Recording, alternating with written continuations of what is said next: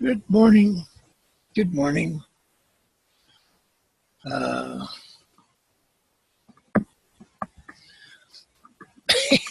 my heater's not working very well, and I'm kind of cold. I was even thinking about putting my little hood thing up. Not exactly.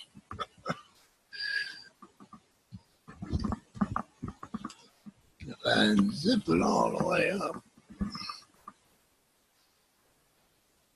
There, I guess that's okay. Anyway, it's Saturday, March 16th, and we are reading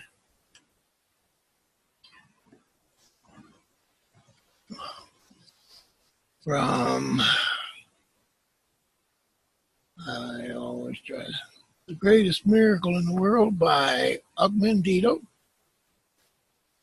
And that's pretty cool. And so anyway, I'm going to go ahead and start reading. So if my head's down, it's just because I'm reading, because if I keep my head up, then I got to put the book up here, and that wouldn't be no fun either. Anyway, we're on chapter 4. We've already done chapter 1, 2, and 3. I hope they come over and figure out what's wrong with my heater thing. But anyway, chapter 4.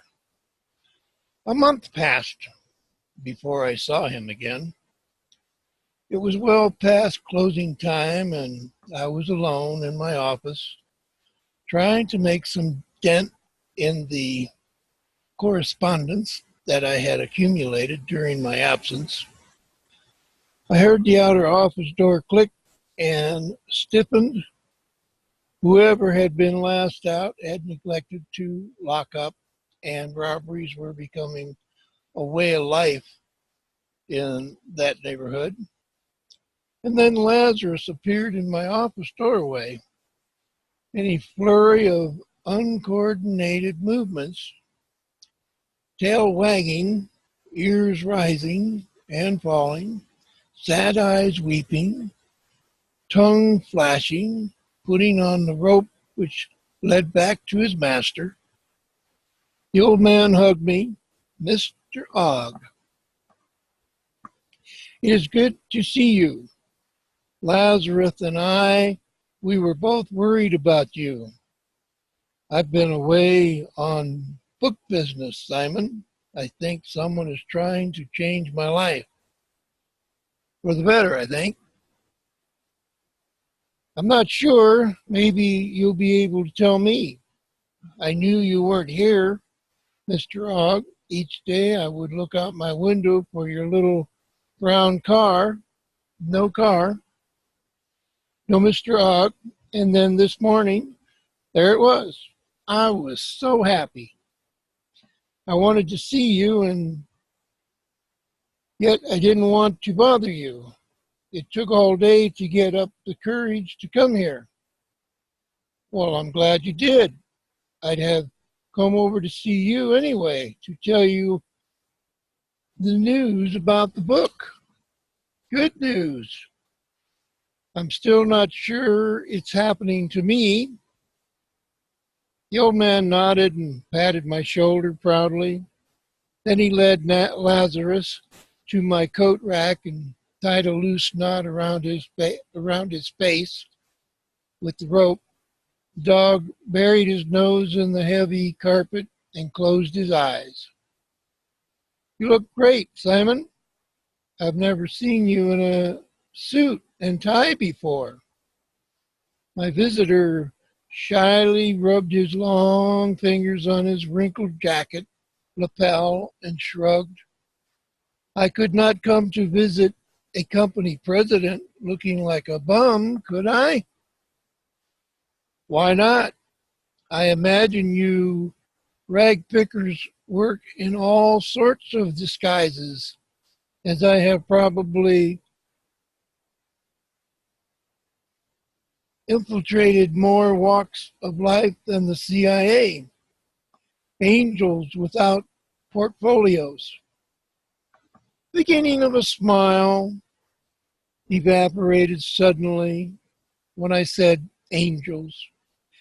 Then he collected himself and forced a weird grin. Only a writer would coin such a pungent description. Still, we rag pickers are very short-handed.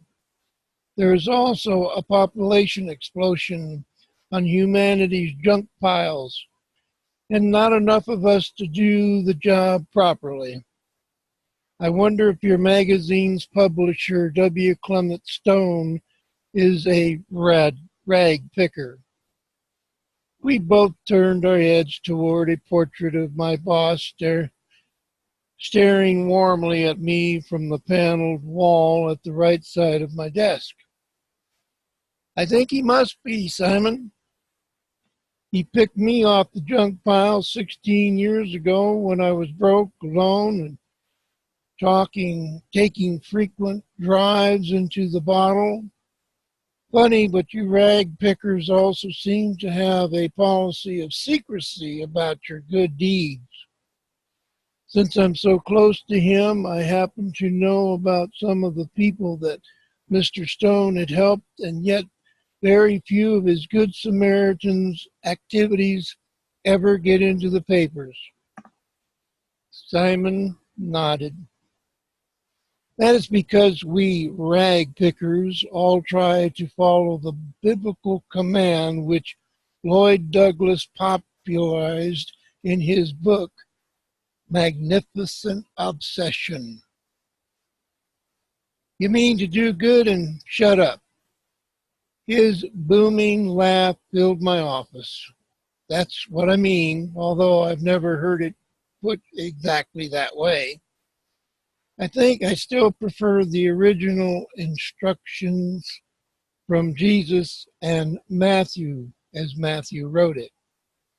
Simon, did you know that when the book Magnificent Obsession was published, Bible sales skyrocketed throughout the world? Why was that, Mr. Ogg? Because everyone began to search for the biblical passages that formed the theme of the book. And Douglas, with a stroke of genius, never specifically pointed it out in the book. Looking for that passage almost became the most popular pastime in this country for a year or more, and made Magnificent Obsession a bestseller. And those who found the injunction would keep the specific gospel chapter and verse to themselves, as if it were a privileged secret that one could only become a part of through one's own discovery. We could use that sort of game today, Mr. Ogg. Yes, we could. Do you know the passage, Simon? The old man smiled, rose to his full height, faced me across my desk, cupped his right hand so that only his index finger was pointed toward me, and proceeded to send shivers through me.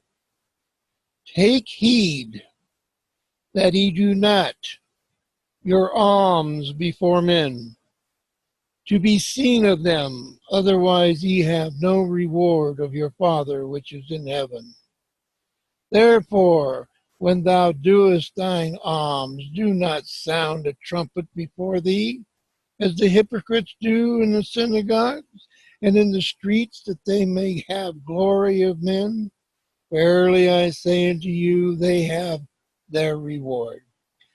But when thou doest alms, let not thy left hand know what thy right hand doeth, that thy alms may be in secret, and thy Father which seeth in secret himself shall reward thee openly. I'm positive. Good morning, good morning, good morning.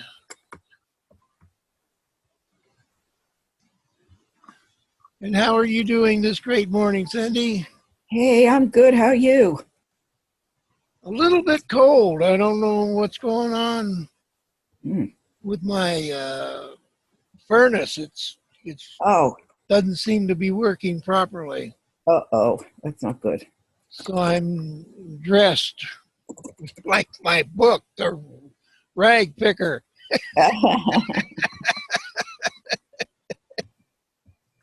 That's good. Yeah. Yeah, we turned the heat off a couple of days ago. It's a little chilly today, but I'm going to leave it off. It's not cold in here. So. Well, that's the funny part. It's cold. Well, it's still cold outside, but it's supposed to get up to about 50 today, but that's not really warm. No, that's not warm enough to not have heat. Yeah, but oh well, what can I say? Yeah. Things could be worse, I guess. Mm-hmm. They could. Anyway, I just started chapter 4, so I'm into that a little bit. What's the name of the book again? The Greatest? The Greatest Miracle in the World by Mandino. Okay. I thought that's what it was, but I couldn't remember for sure. Yeah, it's a good book for 2 reasons, I think. It's because it's kind of done in story form rather than trying to, pinpoint or exacerbate on things that you should know that you don't know. Yeah. Anyway, I'll go ahead and start reading. I'll back up here a little bit. Anyway, it says he's talking about things that people do for people, and they don't ever seem to get noticed for the things they do. Okay? Mm-hmm. We could use that sort of game today, Mr. Ogg.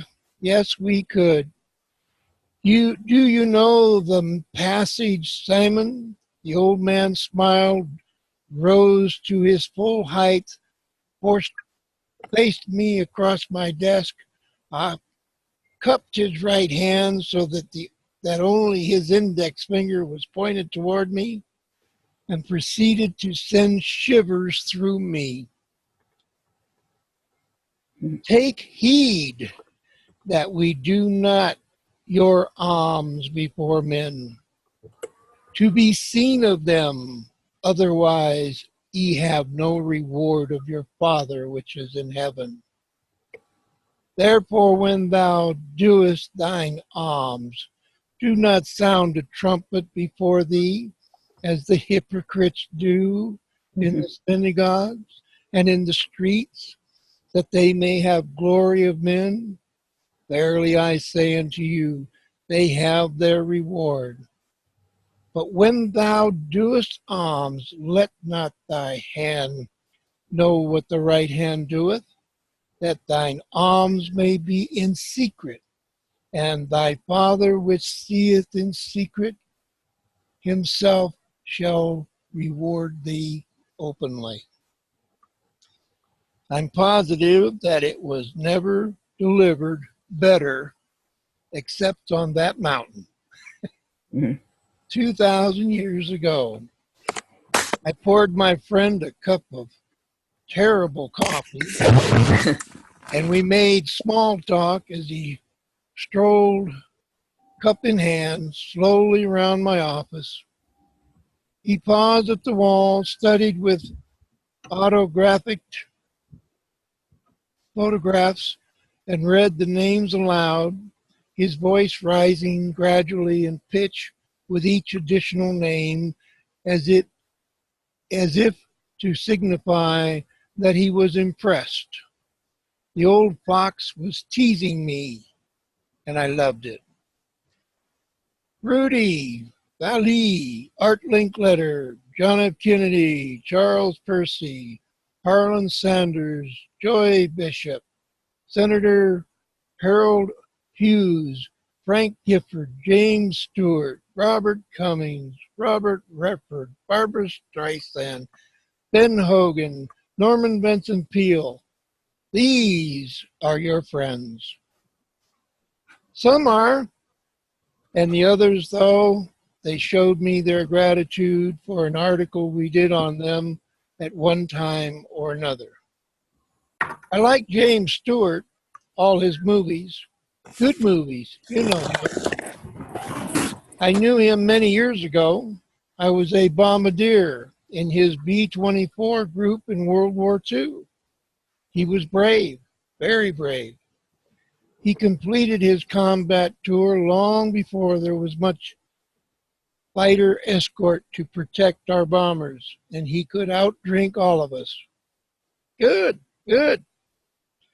Simon continued his casual inventory of my coffee, probably comparing it to his long ago presidential trappings in Damascus. A faint smell of camber seeped from his severely cut pinstripe suit, and yet he wore it with dignity and style that made it easy to picture him behind a large mahogany desk, disputating advice when necessary and also giving hell when someone deserved it. Finally, he put down his coffee cup and said, "I can wait no longer. Tell me of your good news, Mr. Ogg. You brought me good luck, Simon. I'm sure of it. Sure of it. There must be a lot of leprechauns beneath that rag picker fad of yours. Remember that last night at your place when we discovered all those amazing coincidences between my book hero and you? How can I forget? Well, when I got home, there was a message to call my publisher, Frederick Fell. He told me that a large paperback house wanted me to meet with them. His vice president, Charles Nunberg, and myself on Monday to discuss their possible purchase of the reprint rights to the book. So that Sunday night, I was on my way to New York. Were you nervous or worried? Not very much, at least not that night. But the next morning in New York, I was up at 6 and I smoked a lot and drank a ton of coffee waiting for our 1 o'clock meeting. Even so, I arrived at the publisher's building on Fifth Avenue an hour early. So I did something I haven't done for a long, long time. Right next door was a church. I don't even remember its name, but it was open and I went in. And what did you do? I prayed. I actually walked up to the altar, knelt to the rail, and prayed. How did you pray? Well, the only way I know. I didn't ask for anything, just that God would give me the guidance and courage to handle whatever came up. Funny, Simon, but I could almost hear a voice asking, "Where have you been, Og?" Then, before I knew what was happening, I was brawling, and I couldn't stop. Luckily, no one was around, but I felt like a damned fool. Anyway, why were you crying? Do you know? I guess being in that church reminded me of all the Sundays I had gone to Mass with my mother when I was young. My world almost stopped when she died of a heart attack right after I graduated from high school. She was something special and had me convinced that I was going to be a writer even when I was in grade school. I still remember how she would review my compositions or the other written book I brought home. And we had such a great relationship that she could criticize my work constructively. And I'd always accept it and resolve to try harder. She was so proud when I became news editor of our high school paper. You'd have thought I'd been trapped tapped by the New York Times. She wanted me to go to college, but we were having a tough time just surviving in the 1940s. Then she died, and I joined the Army Air Force. You never attended college, Mr. Ogg? No, I didn't. The old man looked around my office again and shook his head. Amazing. What else took place in the church? Nothing else. I finally got control of myself, and by then it was nearly time for our appointment. So I left the church, walked across the street, and into the publisher's lobby. When I got off the elevator on the 26th floor, I found myself walking down this long hall, flanked by giant posters of some of the most famous writers in the world, published by this firm. All I could think of was, Mom, we made it. Mhm. We're here with the best. And you're meeting with the publishing executives? It went sensationally. Large boardroom table, large room, many names, many faces. As we were told later, they had already decided to purchase the paperback rights. What they wanted to learn was whether I was marketable or profitable along with the book. Lhasa, Dixon, Tolstoy, they would have failed that test. Excuse me. You're probably right anyway. I spoke to them for about 10 minutes, told them how the book came to be written, and I guess I made the proper impression. The old man was now vicariously reliving every minute of my command performance. He leaned forward excitedly and pointed both hands at me, motioning me to continue. Finally, their chairman of the board looked at my publisher, Fred Fell, and asked what we wanted for the paperback rights.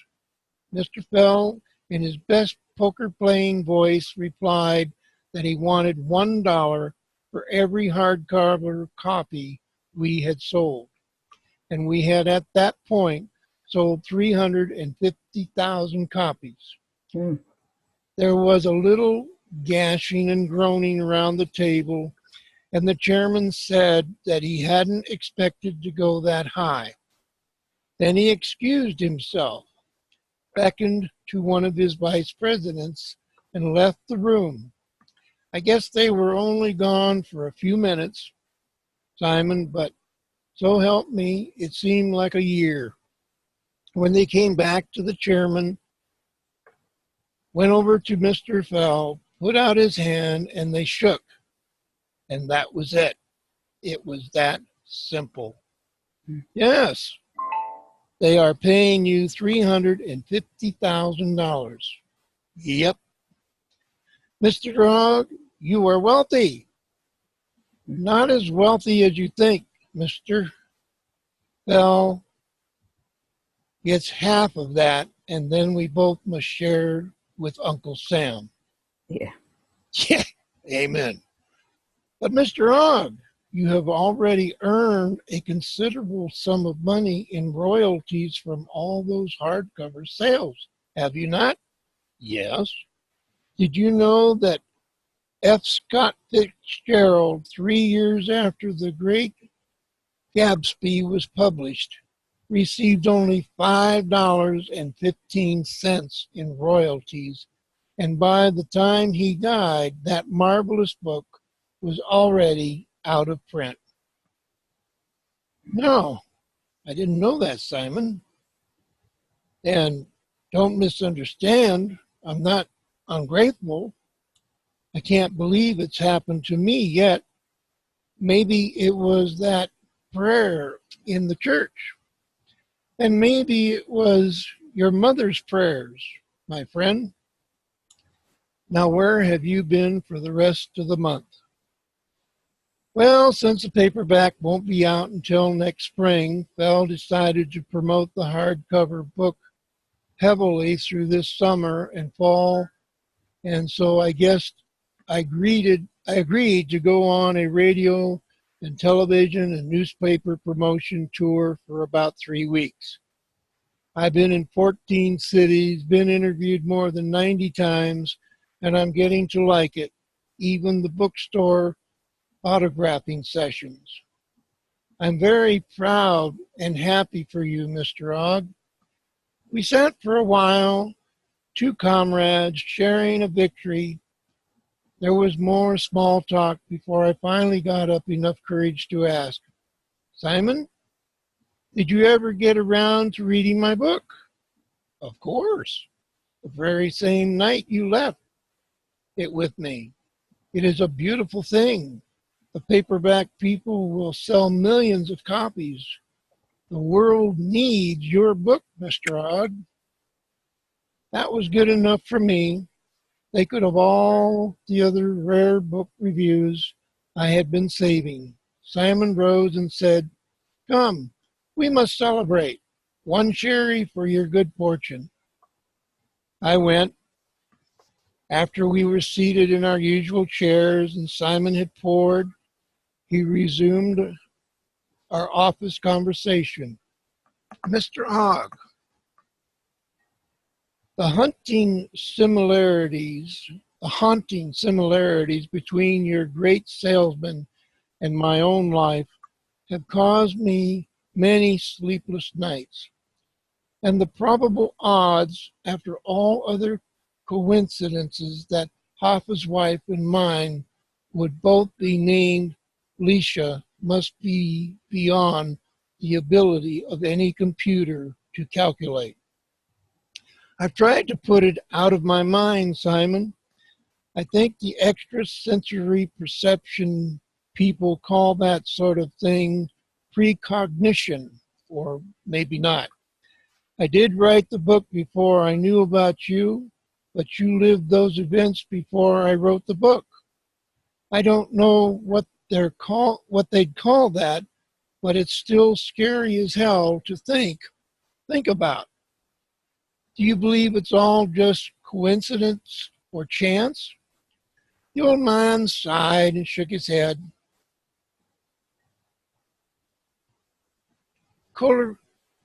I can't pronounce that. It looks like Colorado with a ridge at the end. Oh, no. Wrote that chance is but the predominance of God for those particular cases which he does not choose to subscribe to openly with his own signature. Oh, Coleridge, the writer, Coleridge. Coleridge, okay. Well, I'm glad you're familiar with that. Yeah. And the other one, chance is but the P-S-E-U-D-O-N-Y-M.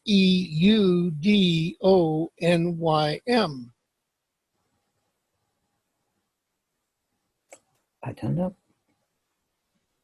Something of God for those particular cases which he does not choose to subscribe to openly with his own signature. I like that.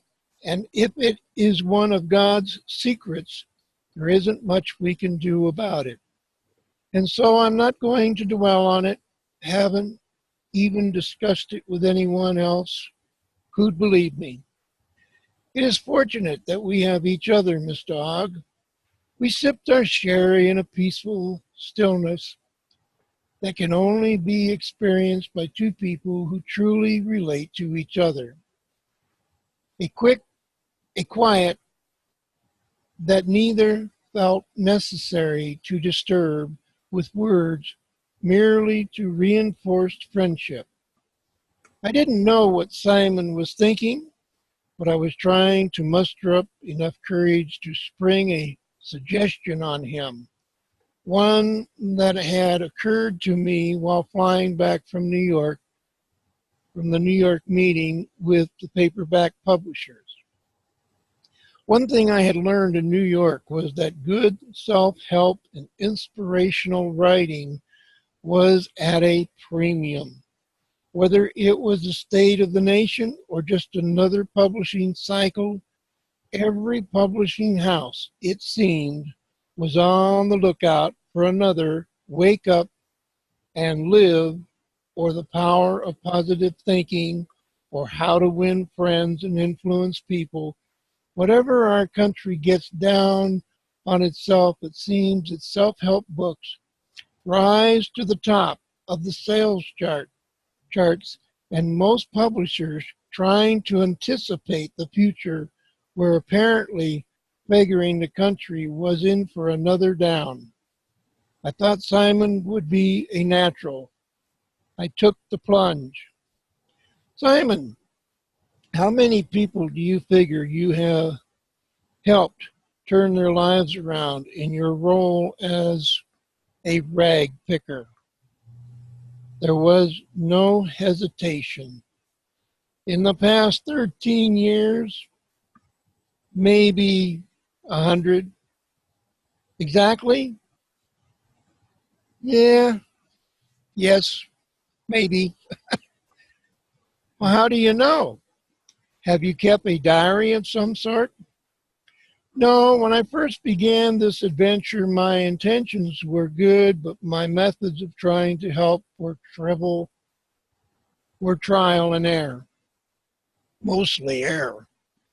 I'm afraid I did more harm than good to those early cases I discovered, or I brought them partly out of their living death and then, through my ignorance, let them fall back. You see, I was trying to deal with each in a different way, consistent with the individual's personality involved. Only gradually did I come to realize that while we were all different, each unique in his or her own way, our lack of self-esteem, which produced our failure, is a universal sickness always originating from the complex of either anxiety, guilt, or inferiority. I always say that word wrong. Inferiority. Yeah, my tongue gets tied around that word. Yeah. The three standard emotional problems recognized by most students of psychiatry not being learned in this area, I had to be taught the hard way, in the guts, in junk piles, and then from my books. And when you found this common denominator, you did something to standardize your system of assistance? Yes. Man has been trying to solve the challenge of his elusive self-esteem since he first walked upright. And wise men have been writing of the disease and its cure for thousands and thousands of years, each giving us similar solutions, which of course we continue to ignore. With this truth became clear to me, I spent several months in this apartment with my books, extracting and distilling the true secret of success and happiness, into words that were as simple as the truth they proclaimed. So simple that most individuals searching for answers to their problems scarcely would recognize them, much less pay the price to follow such unhistoric rules for a happy and meaningful life. How many rules are there? Only 4. And after months of labor and a mountain of notes, the few pages which contain the essence of the simple secrets of success seemed hardly worthy of all the research I had done. Then I reminded myself that it took many tons of rock to produce an ounce of gold. Subsequently, I took my findings out into the world and used them in my own manner, and they have never failed. You have this material in writing now? When I had completed my work in longhand, I brought it to a small printing establishment on Broadway. They typed it in the format that I requested and used that master copy to reproduce 100 sets. Then I numbered each copy 1 to 100. How did you distribute the material? Did you just hand the things to every downtrodden soul you met? Oh, no. Man usually does not throw himself on the junk pile until after the realization comes to him that no one in the world truly cares about him. When I find someone who needs help, I first try to convince him or her that there are still two who care, God and me, one in heaven and one on earth. Then what? Once I have convinced them that we are truly care and wish to help, once I know they have confidence in me, I tell them that I'm going to give them a very special document which contains a message from God. I tell them that all I want from them is 20 minutes of their time each day to read their message from God just before they go to sleep, and this is to continue for 100 consecutive evenings. In exchange for these few daily minutes, a small price to pay, especially for people where time no longer has much value, they will learn how to pick themselves off the junk pile and perform the greatest miracle in the world. They will resurrect themselves from living deaths, literally, and eventually achieve all the true riches of life that they have dreamed about. In other words, the message from God, absorbed day by day into their deep subconscious mind that never sleeps, enables them to become their own rag picker. Self-help at its best. A message from God, doesn't that terrify them? Especially since you already look and sound as most of us picture God. Your beard, your figure, your manner, your height, and your voice. Mr. Rugg, you are already forgetting one fact. I put these people from their own living hells. They have already deserted this life in their minds. They are positive that they can do nothing to help themselves, and so they are willing to grasp at any hand that reaches out to help them. It is a hand of hope. Hope. Yes. Do you know that story about the famous perfume manufacturer who had his retirement dinner was asked to explain his secret of success? He reminded his audience that his success had not come because of the fine fragrances or packaging or merchandising methods he had used so brilliantly. He had succeeded because he was the only perfume manufacturer who realized that what he was selling to women was not exotic odors or glamour or sexual magnetism. What he was selling them was hope. That's wonderful. Now, back to this message from God. Actually, Mr. Ogg, when I hand the document to them, they see that it is not just a message. It is a memorandum from God. I had the document typed and printed in the format of a general office memogram. I started to laugh. A memorandum from God, Simon? Why not?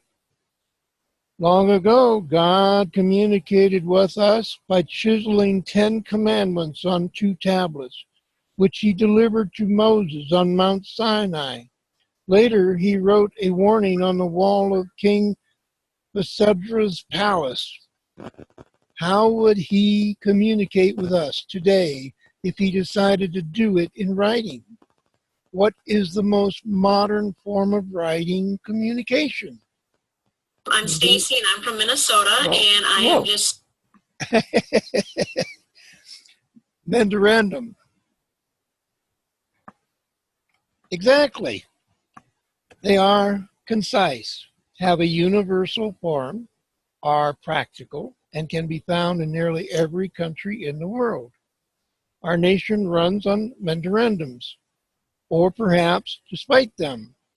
How many workers begin each day with instructions they receive in the form of a memorandum from their supervisors? Memorandums tacked on bulletin boards, taped to punch presses, at the end of the assembly lines throughout the armed forces, and passing from desk to desk in millions of offices. A memorandum is most relative to this generation. And so what more effect format in this hurried world could one give to those who need help than 4 secrets of happiness and success compressed into a brief memorandum? I don't think I'm saying that right. Memorandum. Memorandum. Still don't sound right, but I guess it is. From God. His disclosure shook me up so much that I had almost forgotten my reason for bringing the whole thing up. Half to myself, I muttered, a memorandum from God. Simon, hear me, and pointed toward his stacks of books. Why not? You've heard me expound enough times on my theories that God was involved in the writings of so many books. I've merely distilled their essence, eliminated the middleman, and written a consensus message directly from God. Dear friend, I'm certainly no expert on such matters, but wouldn't many people call that sort of thing blasphemy? The old man shook his head. In that patronizing way one does when dealing with a child who is obviously having great difficulty trying to grasp what seems so simple to the adult. Why is it blasphemy? Why does it do that? Blasphemy, is that on your computer? No, it's popping up on my phone. Oh, well, I get stuff like that. It's annoying. Yeah, to say the least. Blasphemy involves dealing with matters of God in a mocking or profane way. What I have done has been to consummated,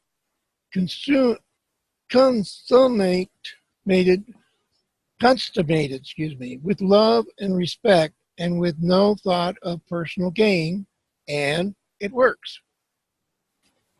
How does it work, Simon? You're not telling me that merely by revealing a 20-minute memorandum from God or anyone else that one can change one's life for the better? Can reading anything have much influence on one, or either good or bad? I remember recently reading some crime commission reports where one of its members had said that there was no direct traceable relationship between pornography and crime, and that so far as he knew, no one had ever yet gotten pregnant or diseased by reading a dirty book. Okay. Mr. Ugg, the individual who made that remark must be a very stupid and unworldly person. Remember what I told you about the thoughts that a man thinks and how they affect his actions and his life? I agree that reading any 20-minute message by itself once will do little good. But reading that same message each night before you go to sleep opens many hidden passages in your mind. And throughout the night, those ideas seep into all levels of your being.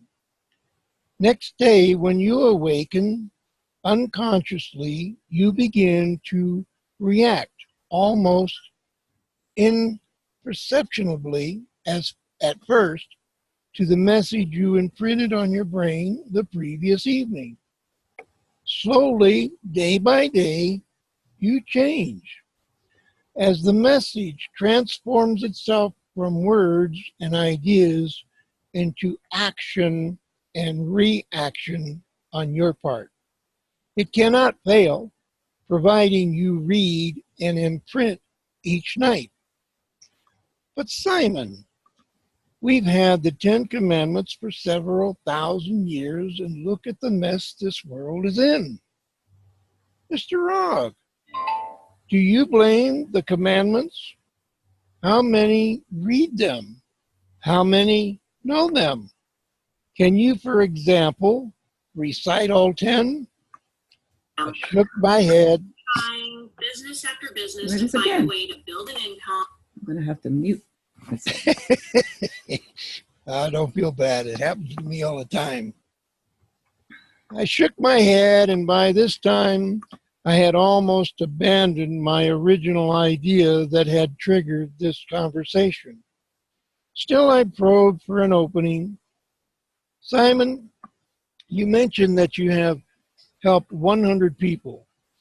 You also said that when you printed the God Memorandum, you ordered 100 copies and numbered them. Does that mean you are now out of copies? Yes, except for the master copy, from which the others were reproduced. Are you going to have more printed? Mr. Ogg, I'm an old man, and my days are numbered on this earth. And as I have already told you, rag pickers are in short supply. It is time that I make the supreme effort to multiply myself so that my work will continue after I no longer here. How, Simon? I would like you to consider a proposition. I would like you to see that the master copy of the God Memorandum fulfills what must be its certain faith, its preordained destiny. How? At the end of your book, you have the greatest salesman in the world. Now, an old man like me passed on his 10 scrolls of success to a very special person. Would it not be fitting if, after all the other mysterious coincidences between your book's hero and myself, we have one more, the ultimate coincidence? I'm sorry, I don't follow you, Simon. If you are willing If you accept, I would like to pass the master copy of the God Memorandum on to be a very special person. You. If it pleases you, if you become convinced that it can help others, as I assure you it can, you have my permission to include it in one of your future books, if you wish. And then it will go out into the world and benefit thousands, perhaps millions, with your following. How better could one old rag picker ever hope to multiply himself than that? Had he read my mind, or was it just another impossible coincidence that he should offer his writings to me on this day, of all days, when I had been planning to ask about them? I don't know what to say, Simon. I'm honored that you would even consider me to be your instrument of transmittal. You would be perfect, but make no hasty decisions on this. Sleep on my offer for many nights. There is yet time. And of course, if you accept the God Memorandum, I must ask a small payment for my work, as would any self-respecting author. Payment? Okay. No, you don't understand. I'm not talking of money. If the God Memorandum passes to you, it is necessary, first, that you promise me that you will use it personally, as I have instructed, before you present it to the world. You are a wonderful and sensitive person, Mr. Ogg. Yet there is a look in your eyes that tells me you have not found peace or contentment or fulfillment, even with all your success. The world praises you, yet you do not praise yourself. There is that familiar to me sense of quiet dispensation in your demeanor. Something is undone in you, and sooner or later, I am fearful that you will explode unless you reshape your world. If you explode, they will toss you on the junk pile, and this old rag picker will not be around to save you. That must not happen. An ounce of prevention is still worth a pound of cure. So when you receive the gold memorandum, you must agree that you will first employ it to strengthen and guide you in your own quest for happiness and peace of mind. Then, and only then, are you to pass it on to others who are ready, to those who have eyes to see and ears to hear, said the desire to help themselves. All right, Simon. Mr. Ogg, you have great potential. You are rare. You are a very rare talent. You must not be wasted. I shall see that you are not. Simon, your words make me feel very humble and very small. You are far from small, dear friend. Look where I have placed your book. I turned my head and followed the direction of his open hand toward the tallest pile of Hand of God books in his living room. There, on the top of the pile, was mine. Pretty good book. Yeah. Well, that's chapter 4, and so we'll be doing chapter 5 on Tuesday. Okay. I get involved and forget what I'm thinking. So what do you think so far? I like it. It's good. I didn't think it was going to be so inspirational, but it is. It definitely sends a message. And it also, Mandino has a way of writing that makes each chapter wants you to, when you get done with the first one, he leads you literally into the second chapter because he ties in the expectation of what's going to happen next. Yeah. Yeah, it's good. Yeah, I really enjoy it. And this time it took almost exactly the proper time. So what I'm going to do, because we've got a few minutes to chat, I'm just going to go ahead and say goodbye to all those people that did or did not show up or eventually will see this at some time or some point in the future. Who knows? And tell everybody I hope to see them on Tuesday. And then I'll go ahead and stop the recording part.